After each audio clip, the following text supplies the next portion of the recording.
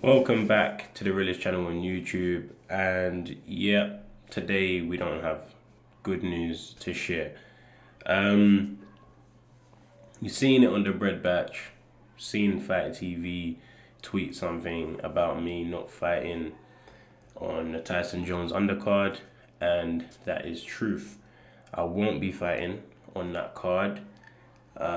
It wasn't an easy decision to make to not fight on that card. If you all can see how much of an opportunity this fight was for me, then I can definitely see how much of an opportunity this fight was for myself, and my team and my career. When you're a professional and you hire people around you to advise you and to guide you on the right path, there's going to be a ton of decisions that they make and initiate that you're not going to want to agree with, and you're not going to want to say this is fine, you know, this is why you're here. But that is the reality of the situation. That's the reality of being a professional. I've had an injury that reoccurs. This time last year, if you don't remember, I had to pull out of the Tank Gamboa undercard for the same injury, a back injury. I didn't go into too many details on it because I didn't feel that it was going to be something that's reoccurring or going to be a further hindrance to my career. But today will be a bit different, as it is something that has not gone anywhere and is consistently hindering my performance. In the lower back, I get extreme pain from nerve compression. So I went through a stage in my career or in my life where I was lifting a lot of weights that I really didn't need to lift, which shortened a lot of the muscle bellies for me and also put a lot of compression on the nerves that come off the vertebrae in your back and the spine in your back. So in January, I went for an embryonic stem cell injection, which is supposed to restore the cells in the area and basically make it brand new. Normally takes a few months to feel the effects, and we should be okay. I had this injection before my fight in February because I was still suffering the injury when I fought Muhammad Abdullah in my fourth fight in February in my Mayweather Promotions debut. So I still competed with an injury in that fight. But I had this injection maybe 2 weeks before the fight.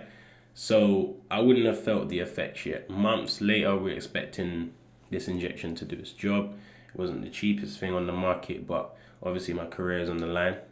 So we ended up having the injection. Months passed. We had the lockdown. So training intensity definitely took a step back. Wouldn't allow me to really feel if the back is going to hinder me.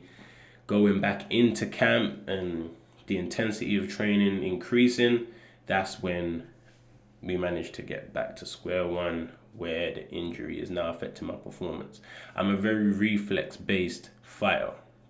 A lot of leans, slips, and quick movements that are really habits and just subconscious. And when I have this back injury and you got a nerve, and every time you take a lean, you're compressing onto it, it's going to cause a lot of pain and discomfort and make it hard for me to be mobile enough to evade the punches like how I normally would do.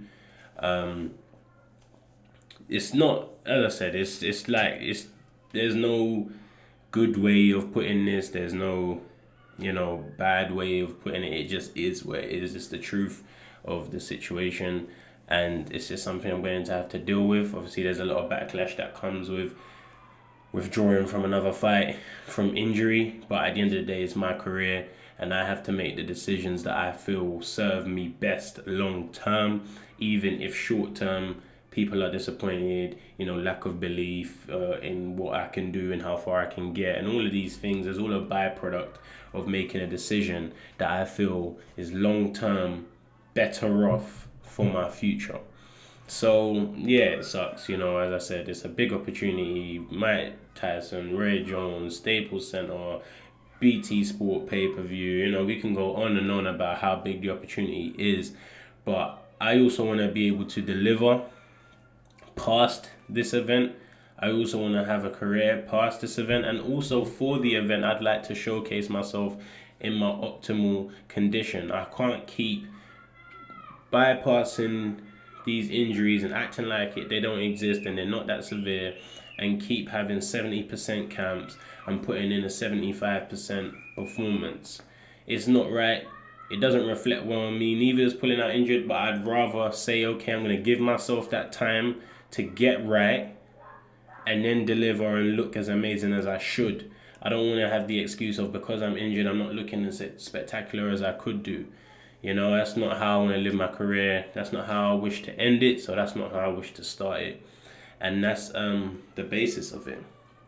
We've seen Hasim Rahman Jr. has been filled in to be my replacement against Rashad Coulter.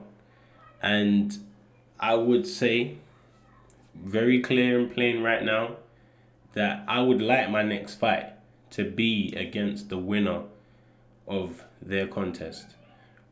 Rahman stepping in at such short notice, realizing the size of the opportunity, nothing but credit can be given to him. Rashad, I apologize. I understand that you go through a camp yourself. I understand that you've been preparing for me, same way I was preparing for you, and now you got a change of opponent. But what I can say is, you can hear it from me first. The winner of that contest, I would love to step in the ring with immediately next as well, not near future. I would like that to be my next fight, and hopefully that's something that the two teams can coordinate and make happen. In the meantime, a lot of recovery is going to be needed, a lot of rehab, running a few other tests as well, because just making sure the body is right. I know that this can't be a thing that becomes a habit. It's already happened twice, and that's why I've made the decision to withdraw. I don't take any opponent for granted. I could beat Rashad Coulter if my back is at 70%. I probably could, but that's not the point, and you're not supposed to take people for granted like that. He's a man in there that's fighting for his family just like I am, so I'm going to give him all the credit that he deserves. But a lot of rehab, a lot of recovery. I'm going to be vlogging it.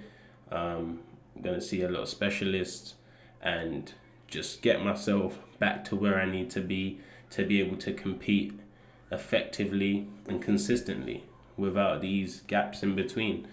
I could go on about it. There's so many things we could do and just talk and go on. But the main things are, the back injury is not gone. We're going to take it as serious as it needs to be taken. We will rest. We will rehab.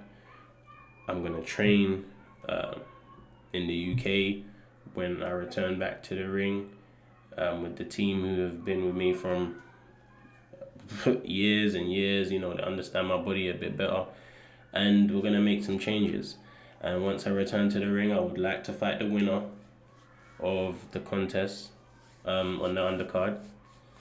And then we're going to move forward from there. And it's going to be like a new chapter and a new beginning to how Viddal Riley targets his career. For everyone that supports me, truly, regardless of what I'm going through, love and appreciation as always. And for those that become, lack of believers or whatever, or lose faith, that's also fine, because I'll have more than enough time when I'm back to prove to you that this was just a blip in the road and everyone has their story. I think that's all I have to say for today. myprotein.com, 47% off as we are heading into Black Friday sales. Raw Athletics on the chest right now is at raw.com. Make sure you head there and grab what you need to grab. And I appreciate you all. Love.